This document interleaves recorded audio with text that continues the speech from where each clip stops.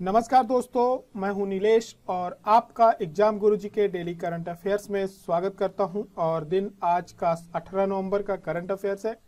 Current affair की शुरुआत करने के पहले आपको बता देते हैं कि यदि आप एमपीपीएससी की तैयारी कर रहे हैं, 2022 को लेकर के टारगेट आपका बना हुआ है, तो आप प्री और मेंस के नोट्स एग्जाम गुरुजी से परचेज कर सकते हैं। ये अपडेटेड नोट्स है। प्री के नोट्स के साथ आपको डेली आंसर राइटिंग प्रैक्टिस मिल रही है, जिसकी कॉस्ट 895 है। इसके आपको कोई शुल्क नहीं देने हैं अतिरिक्त। 1299 के नोट्स के साथ ये आपको 895 की टेस्ट सीरीज मिलती है। वहीं पे आपको मुख्य परीक्षा के नोट्स के साथ 1295 के मुख्य परीक्षा की टेस्ट सीरीज साथ में मिलती है। आप इन दोनों नोट्स के साथ आप अपनी मुख्य परीक्षा की 2022 की तैयारी कर सकते हैं। साथ में इस टेस्ट सीरीज के साथ आप धीरे धीरे प्रैक्टिस कर सकते हैं और साथ में इसमें आप अपनी कॉपी चेक करा सकते हैं। इसके अंदर आपको जो 895 की टेस्ट सीरीज है, इसके अंदर आपको मुख्य परीक्षा के पेपर छोटे फॉर्मेट में, मॉडल आंसर पीडीएफ में और साथ में एक 30 मिनट का वीडियो हर टेस्ट के साथ आपको मिलता है, जिसको देखने के बाद आप अपने आंसर में आप अपनी आंसर राइटिंग की प्रैक्टिस कर सकते हैं। इसमें आपकी कॉपी चेक की जाएगी, जिसका डिस्कशन आपको यूट्यूब चैनल पे लगातार मिल रहा है। शुरुआत करते हैं आगे के करंट अफेयर्स की। हम देखते हैं हमने कल क्या क्या पढ़ा था। सबसे पहले, हाल ही में भारत के राष्ट्रपति द्वारा मध्य प्रदेश के किस जिले में मैक्सिमम माइक्रोवेल कंटेनमेंट लेबोरेटरी यानी BSL-4 का शिलान्यास किया गया है। ये हमने पढ़ा था कि इसका शिलान्यास ग्वालियर में किया गया है। बहुत ही महत्वपूर्ण लैब है। ये केवल मध्य प्रदेश के लिए ही महत्वपूर्ण नहीं है, हमारे देश के भविष्य के लिए भी महत्वपूर्ण लैब है। इसके बारे में आप जरूर रखिएगा। आप अपने एमपी की जो बुक है वहां पर इस लैब को आप अपडेट कर लीजिए। इस पर मैंने काफी डिटेल में आपको जानकारी पिछले करंट अफेयर्स में दी है। मेरा आप लोगों को सुझाव रहेगा कि यदि आपने नहीं देखा है तो उसको जरूर देख लें, क्योंकि तभी आप जान पाएंगे इस लैब में होना क्या है और ये क्यों महत्वपूर्ण है। हाल ही में केंद्रीय कृषि एवं किसान कल्याण मंत्री जो नरेंद्र सिंह तोमर हैं, इन्होंने महिंद्रा एंड महिंद्रा के ग्रीनफील्ड फार्म मशीनरी प्लांट का उद्घाटन किया। ये कहाँ किया है? ये पीथमपुर में किया है। मशीनरी प्लांट है ये और फार्मा से रिलेटेड है। तो यहाँ पे आपके फार्मा यानी कृषि से संबंधित, कृषि उद्योग एक तरह से कृषि से संबंधित यहाँ पर मशीनरी बनाई जाएंगी। सिंधी अकादमी का 2021 के लिए साहित्य गौरव सम्मान किसे दिया गया है? तो श्री भगवान बाबानी को दिया गया है। मध्य प्रदेश के किस राजनेता की पुण्यतिथि को मातृ पितृ भक्ति दिवस के रूप में मनाया गया? तो श्री कैलाश नारायण सारंग को मनाया गया है।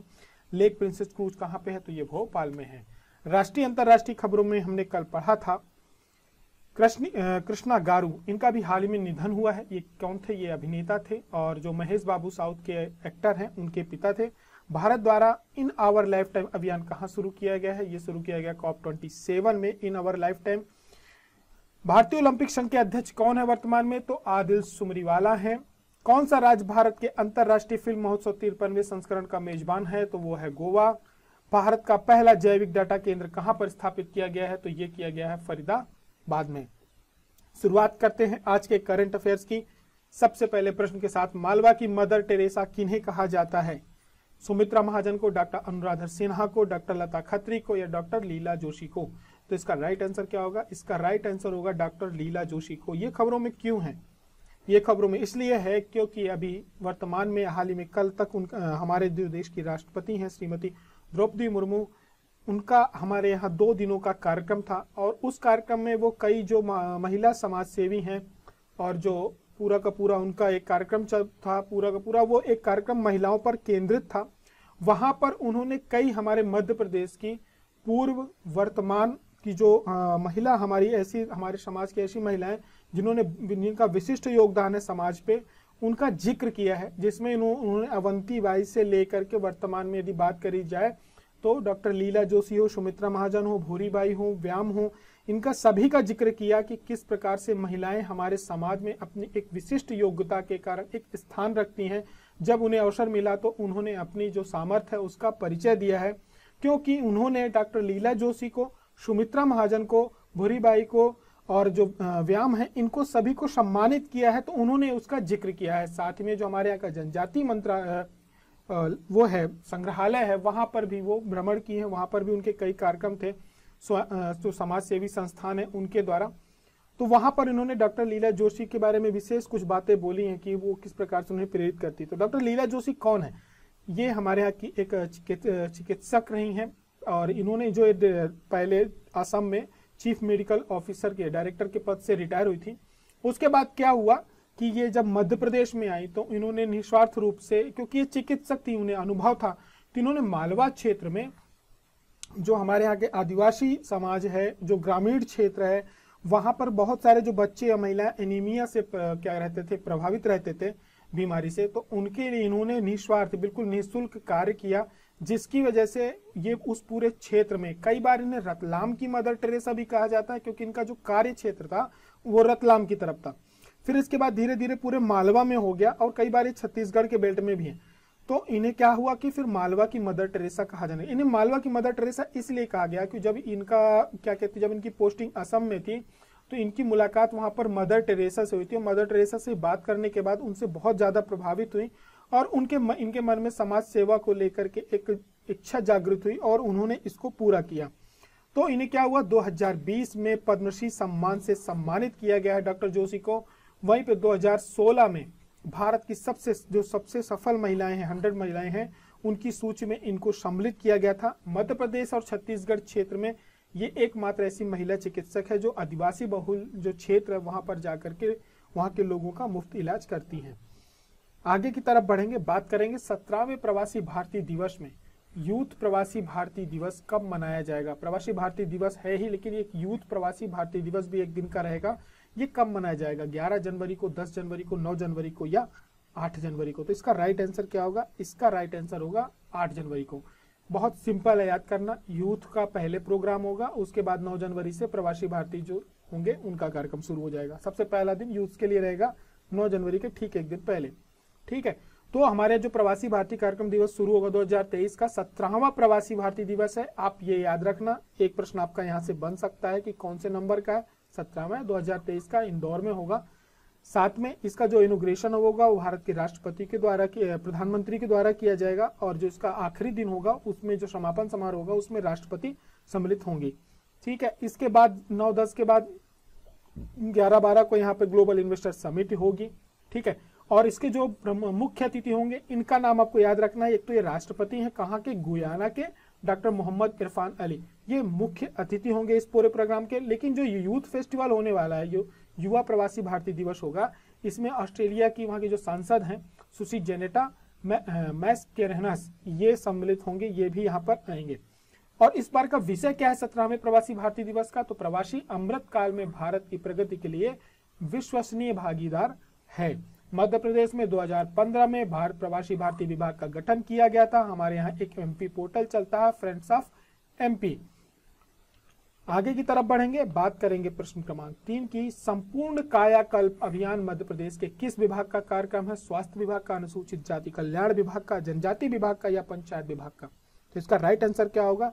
ये स्वास्थ्य विभाग का कार्यक्रम है। संपूर्ण कायाकल्प नाम से समझ में आ जाता है, डिटेल आपको यहाँ पे कुछ नहीं, इसमें पूरे जितने अस्पताल हैं सभी का पूरी तरह से वहाँ का कायाकल्प किया जाएगा। कायाकल्प में सब कुछ होता है, वहाँ के बेड सीट से लेकर के जो भी वहाँ रंगारोहण के कार्यक्रम है सब कुछ किए जाएंगे। डॉक्टर्स बढ़ेंगे कि नहीं बढ़ेंगे वो मेरे को इस वाले कायाकल्प के प्रोग्राम में नहीं पता है। मूल समस्या एक वो भी है। स्वच्छता वगैरह पे ध्यान दिया जाएगा, उसके लिए अलग से बजट अलॉट किया गया। इसकी शुरुआत कब की गई थी? तो इसकी शुरुआत की गई थी 8 अगस्त 2022 से संपूर्ण कायाकल्प अभियान। अब इसको फिर से प्रारंभ किया गया है 8 अगस्त 2022 से, लेकिन इसकी पहले भी शुरुआत हो चुकी थी कायाकल्प अभियान की, 2015 में, आज से 7 वर्ष पूर्व हॉस्पिटलों की सफाई हुई थी। अब फिर से इसकी होगी। ठीक है, यहाँ पर पूरा का पूरा एक प्रोग्राम है हॉस्पिटलों को ठीक करना है। लोक स्वास्थ्य एवं परिवार कल्याण मंत्री कौन है मध्य प्रदेश के? तो डॉक्टर प्रभुराम चौधरी हैं। आगे की तरफ बढ़ेंगे, बात करेंगे प्रश्न क्रमांक 4 की। मध्य प्रदेश की खिलाड़ी हैं रूबीना फ्रांसिस, ये इस वर्ष करंट अफेयर्स में दूसरी बार आई हैं। इनका संबंध किस खेल से है? रेसिंग से है, कुश्ती से है, शूटिंग से है या काइकिंग से है? तो इसका राइट आंसर होगा ये शूटर है रूबीना काइकिंग, जबलपुर की है, पैरा शूटर है। और इनका ये खबरों में इसलिए है क्योंकि ये यूएई में जो all in 2022 WSPS world championship चल रही है उसके मिक्स इवेंट में इन्होंने गोल्ड मेडल जीता है। और ये भारत की एकमात्र ऐसी खिलाड़ी है जिनके पास 10+ गोल्ड मेडल अब तक हो चुके हैं और इनका प्रदर्शन बहुत अच्छा है। ये इन्होंने प्रतिनिधित्व भी किया था पैरालंपिक में। और ये रहने वाली कहाँ की है? तो जबलपुर की हैं। और बहुत मतलब एक इंस्पिरेशनल बात है, इनके फादर जो हैं वो एक बाइक मैकेनिक हैं। इसके बावजूद इन्होंने अपने बाकी सब चीज़ों के बाद बोलो आप, यदि अपंगता के बावजूद या दिव्यांग होने के बावजूद भी इन्होंने विश्व में अपना एक नाम स्थान हासिल किया हुआ है। वर्ल्ड के टॉप 10 पैराशूटरों में इनकी आज की डेट में काउंटिंग होती है। बढ़ते हैं आगे की तरफ, बात करेंगे प्रश्न क्रमांक 5 की। श्री बादल भोई राज्य जनजाति संग्रहालय कहाँ पर है? ये राज्य जनजाति संग्रहालय की बात हो रही है। श्री बादल भोई राज्य जनजाति संग्रहालय कहाँ पर है? छिंदवाड़ा में, भोपाल में, जबलपुर में या ग्वालियर में? तो इसका राइट आंसर होगा कि ये छिंदवाड़ा में है। क्यों है खबरों में? भारत की जो राष्ट्रपति हैं महामहिम श्रीमती द्रौपदी मुर्मू, वो अभी जनजाति संग्रहालय भोपाल गई हुई थी। तो मध्य प्रदेश में 2 संग्रहालय हो गए। एक तो आपका हो गया श्री बादल भोई राज्य जनजाति संग्रहालय जो कि छिंदवाड़ा में है। दूसरा हमारा है जनजाति संग्रहालय, ये भोपाल में है। और ये क्या, जो मानव संग्रहालय है ना, उसी की बिल्डिंग के बगल में है। ठीक है, डिफरेंस इसमें यह है कि जो इसकी स्थापना हुई थी बादल भोई राज्य संग्रहालय की 1954 में छिंदवाड़ा में की गई थी। तब ये एक राज्य जनजाति संग्रहालय था।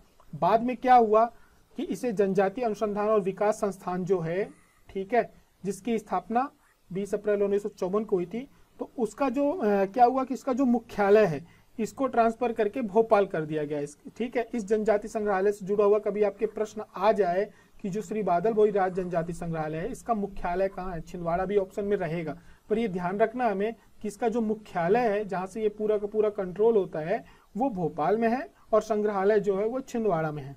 ठीक है, अब यहाँ पर पूरा का पूरा जो आदिवासी समाज है उसकी जो कलाकृतियां वगैरह हैं उनको संग्रहित करके रखा जाता है।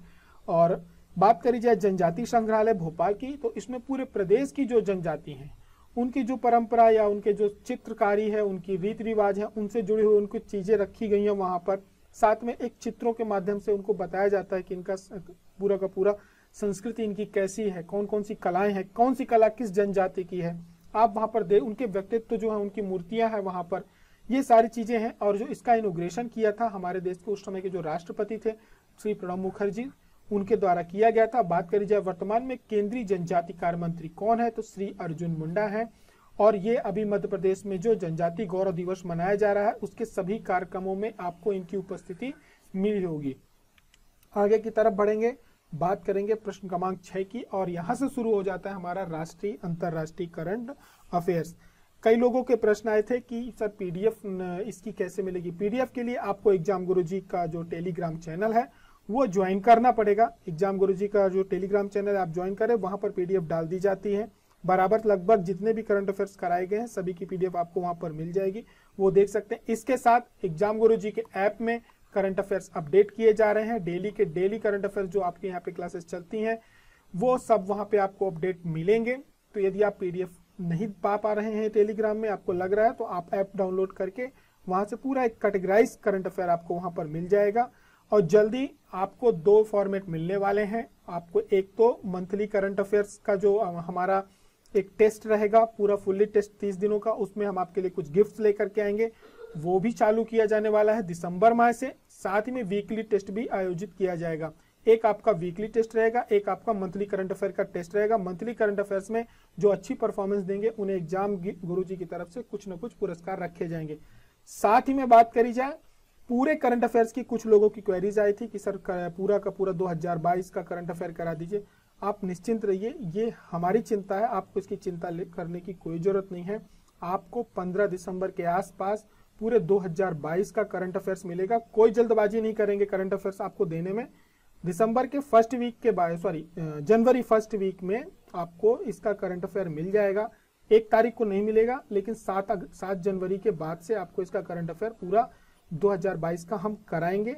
उसके लिए आप चिंता मत करिए। साथ ही में उस समय पे एक स्कॉलरशिप का जो प्रोग्राम है वो भी चालू करेंगे पूरे वर्ष का। तो आप बने रहिए करंट अफेयर्स में। यदि आपको पसंद आता है तो आप शेयर जरूर करें। यदि कोई आपके सुझाव है तो वो भी आप कमेंट करके हमें बता सकते हैं कि इन चीज़ों में आप सुधार करिए सर, या आपकी कोई रिक्वायरमेंट है तो वो भी बता सकते हैं। एक आपकी रिक्वायरमेंट आई थी कि जो मुख्य बिंदु होते हैं उनको हाईलाइट कर दिया करिए। निश्चिंत रहिए, आपको कल के जो अगले करंट अफेयर होंगे हमारे, उसमें आपको अंडरलाइन किए हुए मिलेंगे जो मुख्य बातें। लेकिन उसमें एक प्रॉब्लम ये है कि ज्यादा लाइनें खिंच जाती हैं तो थोड़ा सा पढ़ने में मजा नहीं आता है, इसलिए हम उसको एकदम सिंपल फॉर्मेट में रखते हैं, बहुत ज्यादा चीजें नहीं रखते हैं। ठीक है, तो यहाँ पर अगला प्रश्न है हमारा 6 है कि निम्न में से कौन अंतरराष्ट्रीय टेबल टेनिस परिसंघ में निर्वाचित होने वाले पहले भारतीय खिलाड़ी हैं। यहाँ पर बात टीटी की हो रही है टेबल टेनिस की। तो इसका नाम बिल्कुल कंफ्यूजन नहीं रखना है, इसका राइट आंसर शरद कमल होगा। लगातार ये भी 3 दिनों के अंदर खबरों में बने हुए हैं, क्योंकि इन्हें अभी हाल ही में मेजर ध्यानचंद खेल रत्न पुरस्कार 2022 दिया गया है। और ये भारत के बहुत ही प्रतिभावान खिलाड़ी हैं टीटी में, टेबल टेनिस में इन्होंने लगातार पदक दिए, भारत को गोल्ड मेडल ला करके दिया है। तो इन्हें क्या है, अंतरराष्ट्रीय जो टेबल टेनिस महासंघ है उसके एथलीट आयोग में, एथलीट कमीशन में उनको चुना गया है, और ये हमारे देश के पहले खिलाड़ी हैं जो इसके सदस्य चुने गए हैं। ठीक है, अब इसमें क्या 8 तरह के एथलीट होते हैं। अब इसमें एक तो आपका पैरा एथलीट होता है जिसमें 8 कॉन्टिनेंट्स है जिनको सम्मिलित किया गया है, 8 एथलीट और 2 पैरा एथलीट सम्मिलित किए जाते हैं। ये एशिया से, अफ्रीका से, अमेरिका से, यूरोप से, ओशनिएशिया से, ये सभी के सभी यहाँ से चुने जाते हैं, जिसमें भारत के शरद कमल चुने गए हैं। इनका कार्यकाल 4 वर्ष का रहेगा। ठीक है, अब बात करें यदि इनके क्या कहते हैं कि इनके क्या कार्य इनका रहा, तो पुरस्कार इन्होंने, अर्जुन पुरस्कार इन्हें 2004 में दिया गया, पद्मश्री पुरस्कार इन्हें 2019 में दिया गया। उपलब्धियों पे बात करें तो इन्हें इस वर्ष का खेल रत्न पुरस्कार 2022 में दिया जा रहा है, मेजर ध्यानचंद खेल रत्न पुरस्कार। इसके अलावा राष्ट्रमंडल खेलों में टेबल टेनिस चैंपियनशिप में स्वर्ण पदक पाने वाले भारत के प्रथम खिलाड़ी हैं। साथ में राष्ट्रमंडल खेलों में 2022, 2014, 2006 में इन्होंने हमारे देश के लिए गोल्ड जीता है। अंतरराष्ट्रीय टेबल टेनिस संघ महासंघ की बात करी जाए तो इसका जो मुख्यालय है वो स्विट्जरलैंड के लॉजेन में है, और इसकी स्थापना 1926 में की गई थी। 9 यूरोपीय देशों ने मिलकर के इसकी की थी, और इसके वर्तमान में जो अध्यक्ष हैं वो पेट्रा सारलिंग हैं।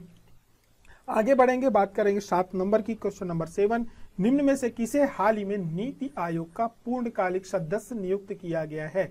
धर्मेंद्र प्रधान को, डॉक्टर त्रेहन को, आनंद महिंद्रा को, या डॉक्टर अरविंद विरमानी को? तो इसका राइट आंसर क्या होगा? इसका राइट आंसर होगा डॉक्टर अरविंद विरमानी को अभी पूर्णकालिक सदस्य चुना गया, नियुक्त किया गया है।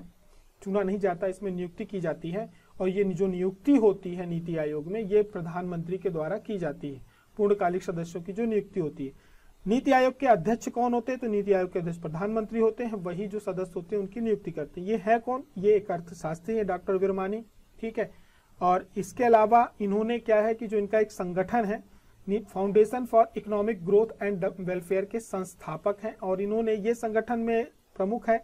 और इन्होंने अभी एक घोषणा की थी कि 2030 के आसपास भारत जो होगा पूरे विश्व में सबसे तेजी से बढ़ती हुई एक अर्थव्यवस्था होगा, विकासशील देशों में सबसे तेजी से बढ़ती हुई अर्थव्यवस्था के रूप में होगा, और पूरे वैश्विक अर्थव्यवस्था में सबसे ज्यादा योगदान देने वाला एक देश होगा। नीति आयोग के पूर्णकालिक सदस्यों की बात करी जाए तो अन्य में आते हैं आपके डॉक्टर विनोद पाल, ये लोक स्वास्थ्य विशेषज्ञ हैं। वहीं पे विजय कुमार सारस्वत है जो कि डीआरडीओ के सचिव रह चुके हैं। रमेश चंद्र कृषि विशेषज्ञ हैं। वहीं पे नीति आयोग की जो स्थापना हुई थी वो 1 जनवरी 2015 को हुई थी, मुख्यालय दिल्ली में है। ये भारत सरकार का एक थिंक टैंक है। कई बार इससे प्रश्न पूछा जाया था कि नीति आयोग क्या है, तो ये हमारे भारत सरकार का एक थिंक टैंक है। इसकी जो रिकमेंडेशन होती है उसको मानना सरकार के लिए कोई कंपलसरी नहीं है, वो उसके विवेक पर निर्भर करता है सरकार को लिए। लेकिन ये एक अच्छा बोलते हैं कि यहाँ पर पूरे सोच विचार करके योजनाएं बनती हैं, सरकार को उद्देश्य होते हैं, एक टारगेट्स दिए जाते हैं, पूरा एक रिसर्च की जाती है, ये सारी चीजें होती हैं। लेकिन हाँ, इसके बनने के बाद से बहुत सारे बदलाव आए हैं। भारत के हमारे जितने भी राज्य हैं सभी के बीच में आपस में कंपटीशन स्टार्ट हुआ है। नई नई रिपोर्ट्स आ रही है, स्वास्थ्य से संबंधित, जल से संबंधित, पर्यावरण से संबंधित, ठीक है, विकास से संबंधित, व्यापार से संबंधित, इतनी स्कूल एजुकेशन से संबंधित। ये अपनी रिपोर्ट्स जारी करता है जिसके आधार पर सभी राज्यों की रैंकिंग जारी की जाती है, और हर एक दूसरे राज्य के साथ कंपटीशन हो रहा है जिसका फायदा एक आम जनता को मिल रहा है। तो ये एक इसका अच्छा कार्यकाल रहा। इसके जो सीईओ वर्तमान में अमिताभ कांत है, ये आपको आए दिन टीवी पे दिख जाते होंगे। पूर्णकालिक सदस्य 3 होते हैं, पदेन सदस्य 4 होते हैं, और जो विशेष आमंत्रित सदस्य होते हैं जिसमें ज्यादातर आपको मंत्रिमंडल के मंत्री मिलेंगे, उनकी संख्या 3 होती है। बढ़ते हैं आगे की तरफ, बात करेंगे प्रश्न क्रमांक 8 की। विश्व जनसंख्या संभावना रिपोर्ट 2022 के अनुसार किस वर्ष तक जनसंख्या के मामले में चीन को पछाड़कर भारत विश्व का सबसे अधिक जनसंख्या वाला देश बन जाएगा? यानी इस रिपोर्ट के अनुसार भारत कब विश्व की सबसे ज्यादा आबादी वाला देश बन जाएगा? 2023 में, 30 में, 27 में या 25 में? तो इसका राइट आंसर होगा वर्ष 2023 में, यानी अगले वर्ष भारत जो होगा विश्व की सबसे अधिक जनसंख्या वाला देश बन जाएगा। इन्होंने अभी घोषणा करी है कि पूरे विश्व की जो वर्तमान जनसंख्या हो गई है वो हो गई है 8 अरब। ये हुई है नवंबर माह में, ठीक है, ये हमें याद रखना है। कई बार प्रश्न पूछ लिया जाता है, विश्व की 8 अरब जनसंख्या जो हुई है, आबादी हुई है, वो किस वर्ष या किस माह में हुई है? 2022 नवंबर में हुई है। अब ये पूरी की पूरी जो घोषणा करी है वो संयुक्त राष्ट्र के जनसंख्या प्रभाग के निर्देशक है जॉन विल्मथ, इन्होंने करी है कि जो देखिए जो जनसंख्या है इसका 8 अरब तक पहुंचना, ये क्या कहता है, ये हमारे जो आने वाला भविष्य है उसके लिए हम कितना तैयार हैं उस पर निर्भर करता है कि जोखिम हमारा कितना ज्यादा है। ठीक है, ये एक तरह से आप ये कह सकते हैं कि ये हमारी सफलता का संकेत है, लेकिन ये जोखिम भी है।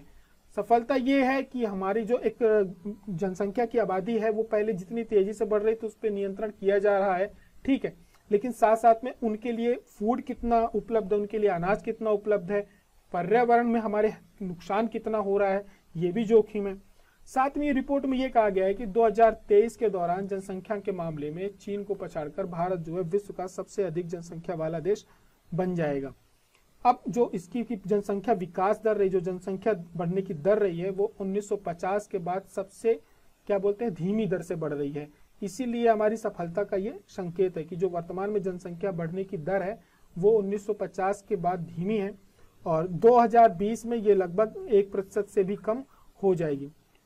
अब बात करी जाए वहां पे कि संयुक्त राष्ट्र ने कहा कि जो मनुष्य की उम्र लंबी होने और एशिया तथा उप सहारा अफ्रीका कुछ देशों में तेज से वृद्धि के कारण जनसंख्या बढ़ी है, क्योंकि व्यक्ति की जो यदि जो उम्र है हम लोगों की वो थोड़ा सा क्या हो रही है, बढ़ रही है। जैसे जापान जैसी कंट्रीज में लोग 90 प्लस एवरेज 80 प्लस जी रहे हैं, तो उसकी वजह से भी जनसंख्या बढ़ने का एक कारण माना जा रहा है। साथ में क्या है कि जो अफ्रीका जैसे कुछ देश हैं यहाँ पे जनसंख्या काफी तेजी से बढ़ रही है। ठीक है, तो अलग अलग उसके लिए वो लोग काम कर रहे हैं कि वहाँ पे कंट्रोल किया जाए। और संयुक्त राष्ट्र के नवीनतम अनुमान के अनुसार वैश्विक जनसंख्या 2030 में 8 अरब 50 करोड़, 2050 में 9 अरब 70 करोड़ और 2100 में 10 अरब 40 करोड़ हो जाएगी। तो ये आंकड़ा थोड़ा सा 2100 में हमारे जो पूरे विश्व की जो जनसंख्या होगी वो 10 अरब 40 करोड़ हो जाएगी। विश्व जनसंख्या दिवस कब मनाया जाता है हर वर्ष? तो ये 11 जुलाई को मनाया जाता है। 2022 के जो विश्व जनसंख्या की थीम है 8 अरब संसार, 8 अरब का संसार, सबके लिए समायोजी भविष्य की ओर अवसरों का लाभ उठाना और उसके सबसे अधिकार सुनिश्चित करना है। वर्तमान में बात करें संयुक्त राष्ट्र महासचिव कौन है, तो एंटोनियो गुतरेस हैं। ये अभी हाल ही में गुजरात दौरे में भी रहे हैं। किस राज्य सरकार ने नई पर्यटन नीति के तहत रामायण, महाभारत, बौद्ध सर्किट का निर्माण करने की नीति मंजूरी दी है? मध्य प्रदेश, उत्तर प्रदेश, छत्तीसगढ़ या बिहार? तो इसका राइट आंसर होगा उत्तर प्रदेश। डिटेल यहाँ पर हम देख लेते हैं। उत्तर प्रदेश में अभी इन्होंने घोषणा करी है कि यहाँ पर एक पूरा का पूरा पर्यटन सर्किट बनाया जाएगा जो कि धार्मिक पर्यटन को बढ़ावा देगा। रामायण, क्योंकि उत्तर प्रदेश का संबंध राम से भी है, कृष्ण से भी है, बौद्ध से भी है और महाभारत से भी है, तो पूरा का पूरा एक सर्किट बनाया जाएगा। इनसे जुड़े हुए जो स्थान है उन सभी को जोड़ा जाएगा। इसमें अब राम के जो वहाँ पे आपका चित्रकूट हो गया, अयोध्या हो गया, बिठूर हो गया, वहाँ के जो महत्वपूर्ण स्थान होंगे रामायण काल के उनको आपस में शामिल करेंगे। साथ में कृष्ण सर्किट, आपको पता है मथुरा, वृंदावन, गोकुल, बरधाना, नंदगांव, ये सब कुछ सम्मिलित किया जाएगा। बौद्ध सर्किट में बात करें तो कपिलवस्तु, सारनाथ, कुशीनगर, कौशाम्बी, श्रावस्ती, समरगम, बुद्ध से जुड़े हुए जो स्थान होंगे उनको सम्मिलित किया जाएगा। इसी प्रकार से महाभारत सर्किट में हस्तिनापुर से लेकर के लक्षागृह तक के स्थान सम्मिलित होंगे। ठीक है, ये पूरे के पूरे। इसके अलावा जो अन्य धार्मिक संस्थान है उनको आपस में कनेक्ट किया जाएगा। साथ ही में स्वतंत्रता संग्राम से जुड़े हुए जो स्थान है उनको भी पर्यटन स्थल के रूप में ये विकसित करेंगे। ये पूरा का पूरा एक पर्यटन को लेकर के योजना है, नई पर्यटन नीति वहां पर बनी है। आगे बढ़ते हैं, देखते हैं प्रश्न क्रमांक 10। भारत आधिकारिक तौर पर किस तारीख से G20 की अध्यक्षता ग्रहण करेगा? 1 दिसंबर 2022, 31 दिसंबर 2022, 17 नवंबर 2022 या 1 जनवरी 2023? तो इसका राइट आंसर क्या होगा? इसका राइट आंसर होगा 1 दिसंबर 2022। ये तारीख बिल्कुल रट लेनी है कि इस दिन से भारत जो है G20 की अध्यक्षता ग्रहण करेगा। ये बहुत बड़ी उपलब्धि है हमारे देश के लिए। इसकी बाकायदे एक वेबसाइट लॉन्च की गई है, ठीक है, और इसका लोगो भी जारी किया गया G20 का, और वहां पर प्रधानमंत्री ने भी घोषणा करी है कि हम वसुधैव कुटुंबकम के उस पे थीम पर आगे काम करेंगे। हमारे जो उद्देश्य होंगे वो वसुधैव कुटुंबकम पर आधारित होंगे। यही हमारे विचार होंगे कि ये संपूर्ण जो पृथ्वी है वो हमारी क्या बोलते हैं, पूरी की जो पूरी पृथ्वी हमारा परिवार है। तो इसका ये एक तो आपको ये याद रखना है, वसुधैव कुटुंबकम, ये संपूर्ण जो पृथ्वी है हमारा कुटुंब है, हमारा परिवार है। एक पृथ्वी, एक परिवार, एक भविष्य, ये भी थीम रखी गई है। जो वेबसाइट है वहां पर ये लिखा गया है, एक पृथ्वी एक परिवार एक भविष्य। तो इनसे जुड़े हुए प्रश्न आ सकते हैं। अध्यक्षता 1 दिसंबर से भारत के पास होगी। जो थीम है उसकी वसुधैव कुटुंबकम पर है या एक पृथ्वी एक परिवार एक भविष्य पर आधारित है। ठीक है, अब आगे जैसे जैसे इस पे अपडेट्स आएंगे, क्योंकि सरकार इसके लिए पूरी तैयारी कर रही है, क्योंकि इसका आयोजन जो होने वाला है बहुत बड़ा आयोजन होगा और इसके कार्यक्रम लगभग भारत के कई राज्यों में आयोजित होंगे, केवल दिल्ली पर केंद्रित नहीं रहने वाले हैं। शिखर सम्मेलन 9 और 10 सितंबर 2023 को दिल्ली में आयोजित होगा, लेकिन इसके अन्य कार्यक्रम हैं वो बहुत सारे राज्यों में, हमारे भारत के राज्यों में कई शहरों में भी आयोजित होंगे। तो उस पर जो भी अपडेट्स इस वेबसाइट पे मिलेगी तो हम एक पूरी डिटेल्स के साथ आपको लेकर के आएंगे। G20 ग्रुप है क्या? 19 जो देश है उनका, और साथ में यूरोपीय संघ भी मिला लिया जाए, उनका एक समूह है जिसपे विकसित और विकासशील देश दोनों सम्मिलित रहते हैं।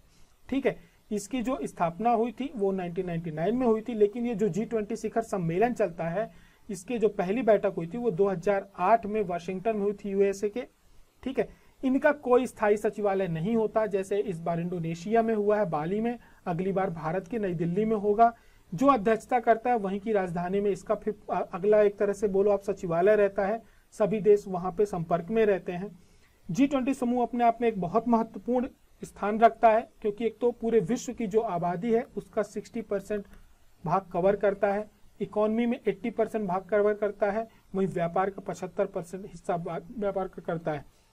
अब इस वजह से ये बहुत ज्यादा महत्वपूर्ण हो जाता है। हमने आपसे कल प्रश्न पूछा था, हाल ही में भारतीय भूवैज्ञानिक सर्वेक्षण यानी GSI ने देश के पहले जियो पार्क की स्थापना की मंजूरी दी है। इसका निर्माण कहाँ किया जाएगा?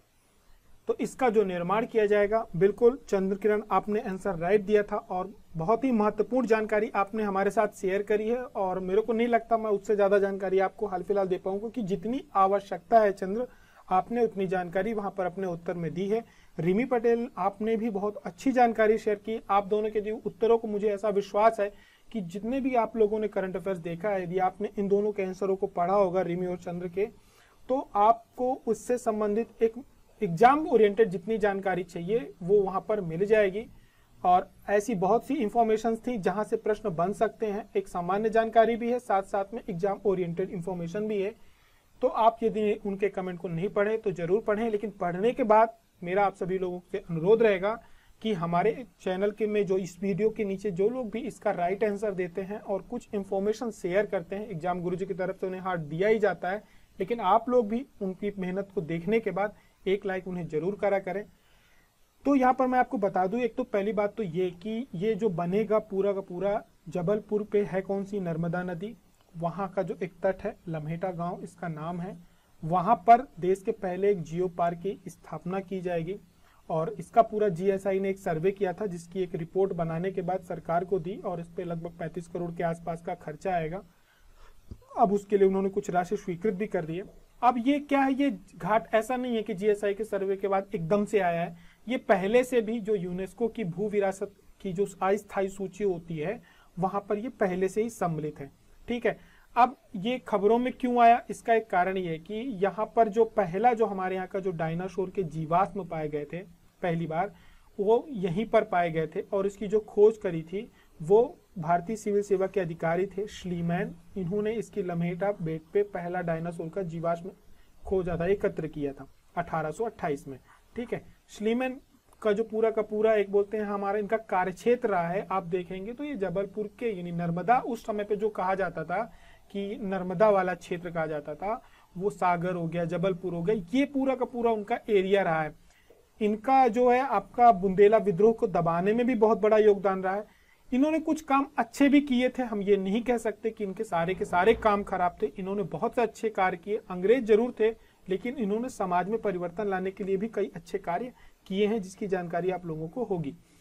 अब क्या है, इनके नाम से एक स्टेशन भी है, कटनी के आसपास पड़ता है, सलीमनाबाद बोला जाता है उसको। ठीक है, तो वो इन्हीं के नाम से है। और इन्होंने क्या है, पहले डायनासोर का जो जीवाश्म इकट्ठा किया था वो इसी गांव पे किया था, और फिर इसके बाद GSI ने यहाँ पे सर्वे किया बाकी का। तो अब यहाँ पर एक पूरा का पूरा एक जियो पार्क की स्थापना की जाएगी, और साथ में एक विज्ञान केंद्र भी बनाया जाएगा। और ये पूरा का पूरा जो सेंटर रहेगा ये केंद्र सरकार और राज्य सरकार दोनों के सहयोग से बनेगा। तो इसका राइट आंसर क्या था? जबलपुर लम्हेटा घाट। अब हम आगे की तरफ बढ़ेंगे और आप सभी के लिए आज का प्रश्न, नवगठित कर्माझिरी अभ्यारण्य, एक कर्माझिरी अभ्यारण्य है जिसका हाल ही में अभी गठन किया गया है। आपको ये बताना है कि ये जो अभ्यारण्य होगा ये किस जिले में है, इसका जो गठन होगा यानी जो वन क्षेत्र आएगा इसमें वो किस जिले के वन क्षेत्र में आएगा, सागर के, सिवनी के, जबलपुर के या शिवपुरी के। कर्माझिरी अभ्यारण्य के बारे में बता सकते हैं हम यहाँ पर, बता सकते हैं मध्य प्रदेश में वर्तमान में अभ्यारण्यों की संख्या कितनी है, ठीक है। इसके अलावा जो जिला होगा उसके आसपास कौन से अभ्यारण्य या नेशनल पार्क है, और भी आप क्या क्या जानकारी इसके साथ दे सकते हैं, 5 जानकारियां, ठीक है। नीचे कमेंट बॉक्स में आपको कमेंट करना है, या आपको इसका राइट आंसर मालूम है, जानकारी नहीं शेयर करना है, तो आप उसका राइट आंसर दे सकते हैं कि ए होगा, बी होगा, सी होगा, डी होगा। जिसका आंसर राइट होगा एग्जाम गुरुजी की तरफ से उसको लाइक दिया जाएगा। जिनके आंसर अच्छे होंगे, जो कुछ बातें अच्छी बता रहे होंगे, जैसे कि अभी चंद्रकिरण और रिमी पटेल ने बताया है, तो उसी प्रकार से यदि आप जानकारी शेयर करते हैं तो एग्जाम गुरुजी की तरफ से हार्ट मिलेगा। और जिन्हें हार्ट मिलेगा, मेरा आप सभी लोगों को कहना है कि आप उनको एक बार लाइक जरूर करा करें, और जिन्हें हार्ट दिया जाता उनकी जानकारी को जरूर पढ़ा करें, क्योंकि बहुत ही अच्छी जानकारी होती है। और हमारा उद्देश्य है कि जैसे जैसे करंट अफेयर्स में आपके केवल 10 प्रश्न नहीं हो, उससे जुड़े हुए यदि आपसे प्रश्न आते हैं तो आप उनको हल कर पाए। आप केवल टू द फैक्ट बात ना करें, हमें उसके आसपास की जानकारी होनी चाहिए, क्योंकि कई बार परीक्षाओं में करंट अफेयर डायरेक्ट याद नहीं आता। उसके बाद क्या होता है, उसके थोड़ी बहुत हमें उसके बारे में इंफॉर्मेशन हो तो हम वहां तक आंसर तक अपने पहुंच जाते हैं। एक काफी पहले पीएससी में एक प्रश्न आया था, इसका क्या कहते हैं, इजराइल से जुड़ा हुआ कि डोनाल्ड ट्रंप थे जब प्रेसिडेंट, तो इन्होंने कब घोषणा करी थी वहां के क्या कहते हैं कैपिटल को लेकर के, पीएससी ने पूछा था।